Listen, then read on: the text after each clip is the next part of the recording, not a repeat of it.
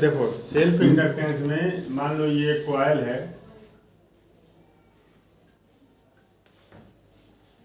इस कॉइल के इसको हमने जोड़ दिया बैटरी से और यहाँ पर हमने क्या लगा दिया, स्विच लगा दिया। ठीक, तो अगर हम इसको ऑन करेंगे, इसको क्या करेंगे, देखो इधर, इसको अगर हम ऑन करेंगे तो इसके अंदर करंट फ्लो होगा। जी सर। इसके अंदर करंट फ्लो होगा तो कॉइल के अंदर जब करंट फ्लो होता है तो मैग्नेटिक फील्ड बनती है, ठीक है। तो इसकी जो मैग्नेटिक फील्ड है वो जीरो से मैक्सिमम तक जाएगी। करंट जब फ्लो करेंगे तो धीरे धीरे जो है क्या होगा, थोड़ी देर तक करंट बढ़ता है, थोड़ी देर तक बढ़ता है, वो उसके बाद फिर स्टडी हो जाता है, ठीक ना। तो अभी तो इसमें करंट जीरो है, मैग्नेटिक फील्ड जीरो है। जब इसको ऑन करेंगे तो इसकी जो मैग्नेटिक फील्ड है इस करंट के वजह से कहाँ जाएगी, मैक्सिमम पर जाएगी। तो मैग्नेटिक फील्ड इसकी चेंज हो रही है कि नहीं हो रही है। अब ये कॉइल अपने ही द्वारा बनाए गए वायरिंग मैग्नेटिक फील्ड में आ गया। कोई भी कॉइल जब वायरिंग मैग्नेटिक फील्ड में रखा जाता है तो उसमें इंड्यूस्ड ईएमएफ बनता है ना, ठीक ना। ये कंडीशन है कि नहीं, वो कॉइल वायरिंग मैग्नेटिक फील्ड में होना चाहिए। तो ये कॉइल अपने ही द्वारा बनाए गए वायरिंग मैग्नेटिक फील्ड में आ गया, तो इस पर वो नियम लागू होगा ना, नहीं होगा। तो इसके अंदर इंड्यूस्ड ईएमएफ पैदा हो जाएगा, ठीक। तो अपने ही द्वारा बनाए गए वायरिंग मैग्नेटिक फील्ड में अगर कोई कॉइल आ जाए और वो इंड्यूस्ड करंट अगर वो बना रहा है तो इस प्रोसेस को हम क्या कहेंगे, इंड्यूस्ड ईएमएफ, या उसके अंदर इंड्यूस्ड करंट बनने लगेगा तो इस प्रोसेस को हम क्या कहते हैं, सेल्फ इंडक्शन कहते हैं, सेल्फ इंडक्शन कहते हैं, ठीक। हाँ, अपने ही द्वारा बनाए गए गड्ढे में जो गिर गया जाके, ठीक। तो अब ये जो ये हमेशा जो है मेन करंट का क्या करेगा, अपोज करेगा। मेन करंट तो ऐसे बह रहा है, इसके अंदर जो मेन करंट है पॉजिटिव नेगेटिव ऐसे, ठीक। मगर जो इंड्यूस्ड करंट है हमेशा उस कॉज का अपोज करता है जिसकी वजह से ये बना है। तो इसके अंदर जो करंट बह रहा है इसकी वजह से ये बना है, इसमें जो इंड्यूस्ड करंट जो बन रहा है, जी सर, तो वो इंड्यूस्ड करंट इस करंट का क्या करेगा, अपोज करेगा। तो ये करंट अगर आई बह रही है तो इसके अंदर एक इंड्यूस्ड करंट अपोजिट डायरेक्शन में क्या होगी, आई डैश बहने लगेगी, ठीक। तो ये अपने ही द्वारा बनाए गए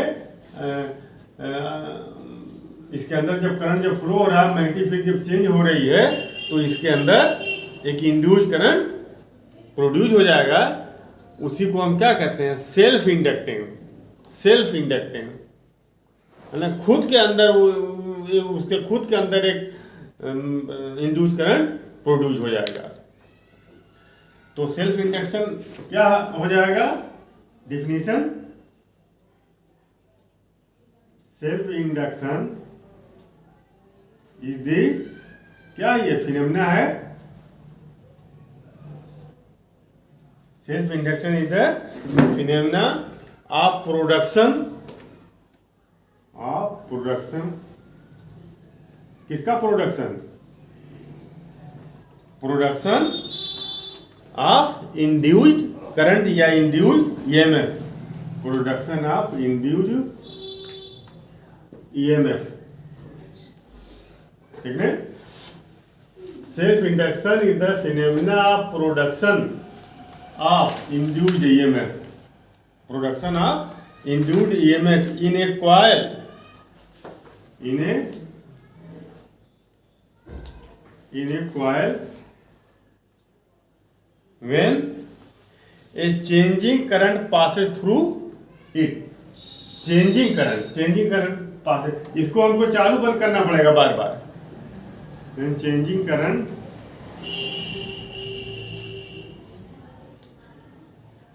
passes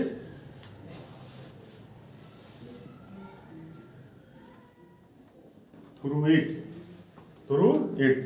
चेंज ही करें। आप देखो यहाँ अगर हम इसको ऑन करके छोड़ दें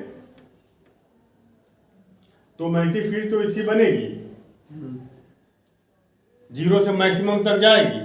ये चूंकि डीसी है, डीसी क्या होती है, सीधे चलती है, इसलिए मैक्सिमम मैग्नेटिक फील्ड पर पहुंच करके रुक जाएगा ये। अब उसकी मैग्नेटिक फील्ड उसके बाद नहीं बदलेगी। जब मैग्नेटिक फील्ड नहीं बदलेगी तो फ्लक्स नहीं चेंज होगा, फ्लक्स नहीं जो है चेंज होगा तो इंड्यूस करंट बनना अब बंद हो जाएगा। इंड्यूस करंट बनेगा उसके बाद बंद हो जाएगा। इसको बार बार इसको ऑन ऑफ करते रहेंगे अगर, तो ऑन करेंगे तो मैग्नेटिक फील्ड मैक्सिमम होगा, ऑफ करेंगे मैक्सिमम से मिनिमम, फिर ऑन करेंगे मिनिमम से मैक्सिमम। ये काम आप करते जाएंगे तो इसकी जो मैग्नेटिक फील्ड है वो लगातार चेंज होगी, तो मैक्सिमम तो इसके अंदर एंट्री करने वाला फ्लक्स चेंज होगा, तो इसके अंदर इंड्यूस करंट बराबर बनता रहेगा।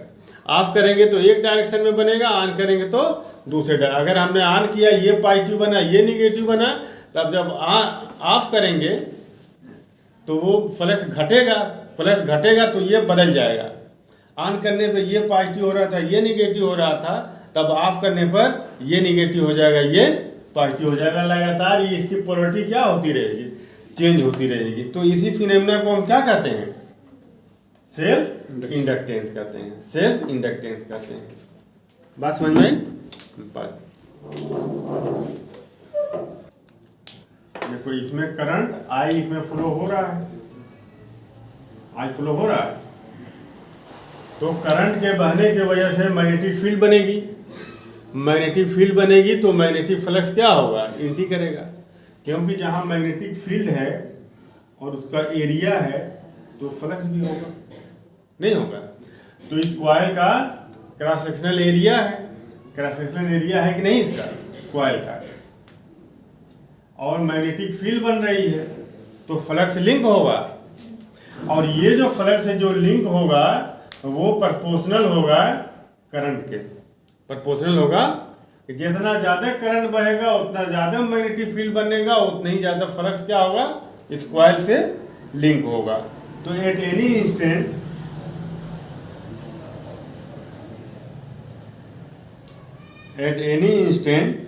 the magnetic flux phi linked with coil is proportional to current through it. At any instant the magnetic flux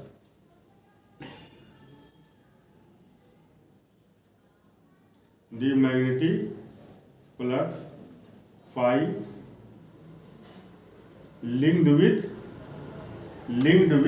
coil, linked with a coil,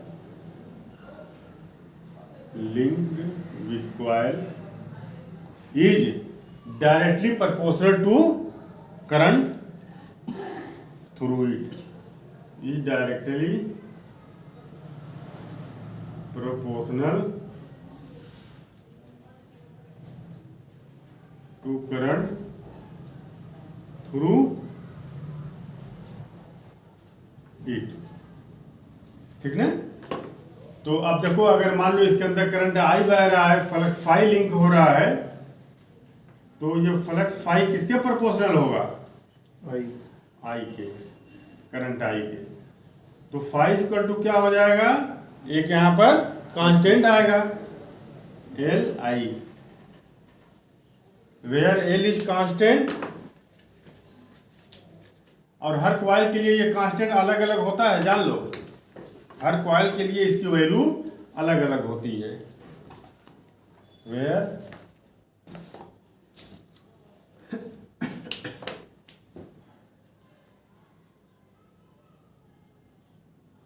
L is constant for a given coil, है ना,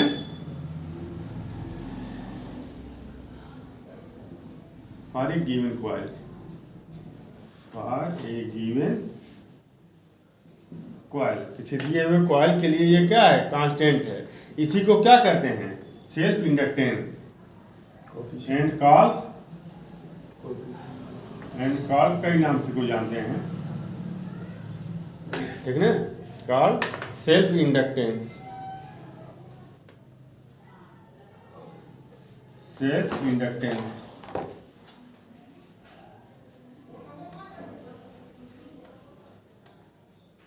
self inductance, या इसको simply जो है inductance भी कहा जाता है, और सिंपली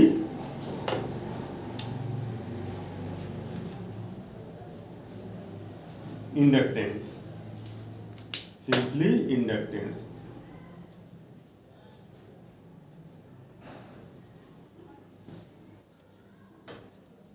ठीक,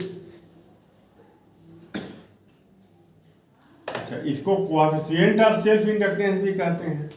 ठीक, simply inductance, it is also called, it is also called coefficient of self inductance.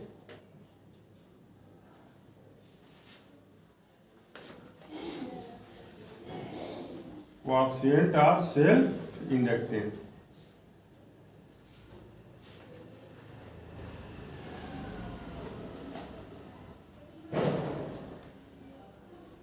Coefficient of self inductance. ठीक, तो ये क्या है, तो ये क्या हो जाएगा, L equal to coefficient of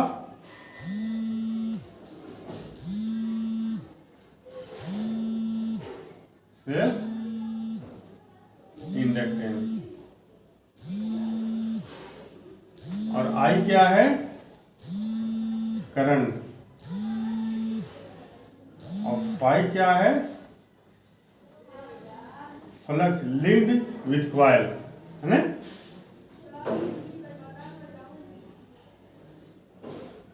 linked with coil, इस कॉइल से जितना फ्लक्स लिंक हो रहा है वो फाई है, सेल्फ कोएफिशिएंट है, सेल्फ इंडक्टेंस है, और आई इसके अंदर बहने वाला करंट है।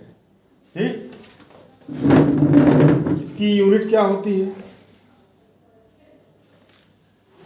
Unit of self inductance.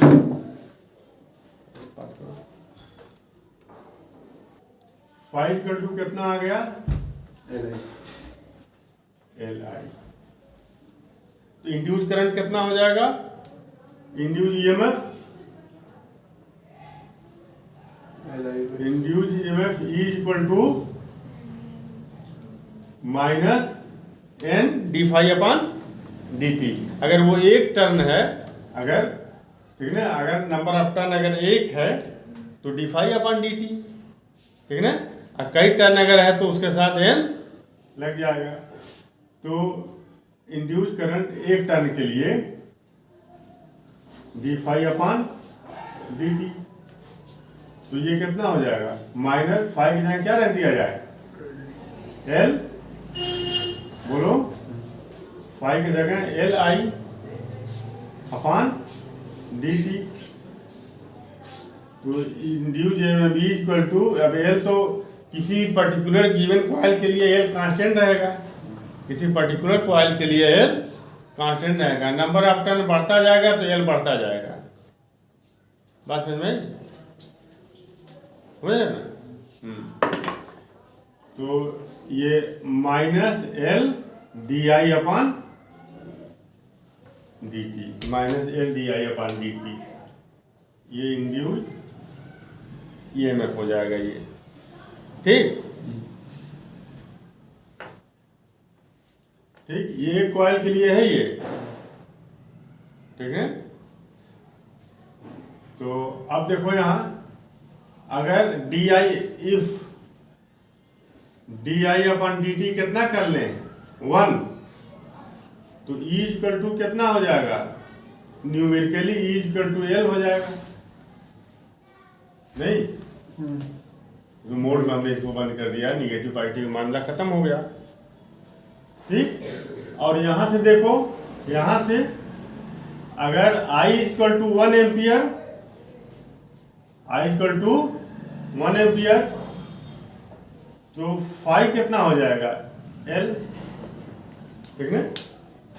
तो अगर किसी कॉइल से 1 एम्पियर का करंट फ्लो कर रहे हैं, 1 एम्पियर का करंट फ्लो कर रहे हैं, तो 1 एम्पियर के करंट फ्लो होने से जो फ्लक्स लिंक हो रहा है वही सेल्फ इंडक्टेंस है। 1 एम्पियर का करंट फ्लो करें किसी कॉइल में, 1 एम्पियर का करंट, तो जितना फ्लक्स लिंक होगा वही क्या हो जाएगा, एल। एक तो इसकी डिफिनीशन ये हो गई, दूसरी इसकी डिफिनीशन देखो ये हो गई। कब? कि जब rate of change of flux अगर यूनिट मेंटेन किए रहे हैं हम, किसी कॉइल में करंट क्या हो रहा है, फ्लो हो रहा है, और उसके अंदर जो फ्लक्स है वो चेंज हो रहा है, तो rate of change of flux अगर यूनिट मीन्स 1 हम मेंटेन किए रहे, तो जो उसके अंदर इंड्यूस्ड ईएमएफ प्रोड्यूस होगा वही सेल्फ इंडक्टेंस के क्या होगा, बराबर होगा। तो इस चेंज ऑफ करंट ना, हाँ, rate of change of current, rate of change of current, ठीक ना, rate of change of current unit, ठीक ना। ये क्या है, एम्पियर पर सेकेंड, ये 1 क्या आएगा, ampere per second, ampere per second. तो इसकी जो है इससे अगर तुम लो, इससे इसकी डिफिनीशन तो क्या बनेगी, self inductance of coil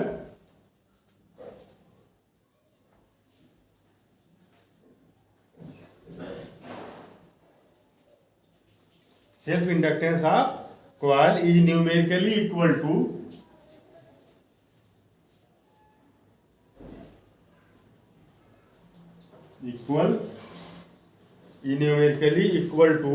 the magnetic flux, the magnetic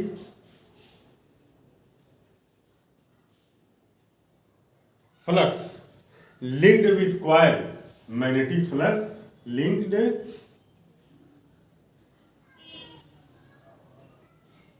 with coil। देखो, magnetic flux linked with coil, when जब इसमें करंट कितना फ्लो करे, I इक्वल टू 1, है ना, when unit current flows through it, when unit current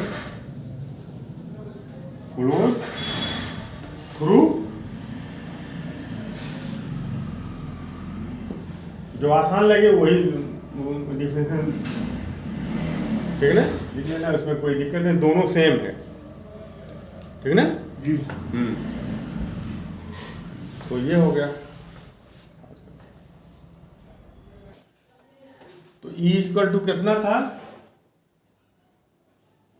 L D I upon D T. तो L equal to कितना हो जाएगा, बोलो, ये इधर आ जाएगा, तो डी टी अपॉन, ये इधर जाएगा तो रिवर्स इनवर्स हो जाएगा ना जी सर, डी आई नीचे हो जाए। तो अब ये क्या है, इसकी यूनिट क्या है, वोल्ट, इसकी यूनिट क्या है, वोल्ट, और टाइम की सेकेंड और आई की एम्पियर। तो volt second per ampere, volt second per ampere, इसकी यूनिट कितनी हो गई, तो unit of L, volt second per ampere. और यही जो वोल्ट 1, ठीक है, ये है, चल ठीक है। अब इसके बाद देखो, 1 volt second per ampere equal to 1 henry, 1 henry, ये 1 हेनरी होता है। जैसे 1 जूल पर सेकेंड 1 वाट, हाँ स्मॉल एच होगा, 1 जूल पर सेकेंड वाट, 1 जूल पर सेकेंड को क्या लिखते हो, वाट लिखते हो ना। इसी तरह से अब इतना न लिख करके सिर्फ हेनरी बोल दिया जाएगा। वोल्ट पर second, volt second per ampere, इतना ज़्यादा बोलने के झंझट से बचने के लिए यूनिट ये आ गई, बात समझ में जी सर। तो इसका डायमेंशन निकाल लेना, इसका डायमेंशन निकाल लेना। डायमेंशन कैसे निकलेगा बताओ,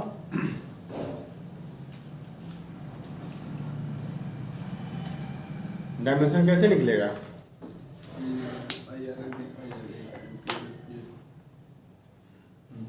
बोलो। L equal to pi upon 5 proportional I के, आई, ठीक। तो अब यहाँ फाई का निकालोगे, फाई क्या होता है, बी ए, फाई क्या होता है, बी ए होता है। ठीक ना। और आई,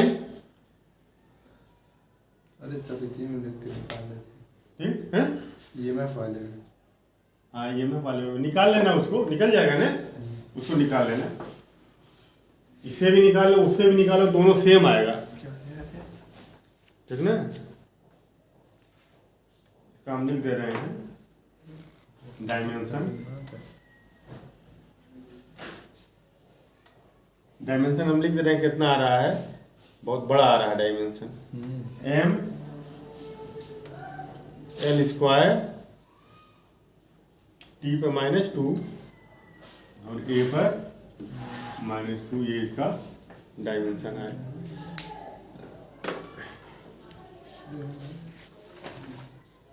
ठीक, कल बताएंगे म्यूचुअल इंडक्टेंस, ठीक, कल म्यूचुअल इंडक्टेंस बताएंगे।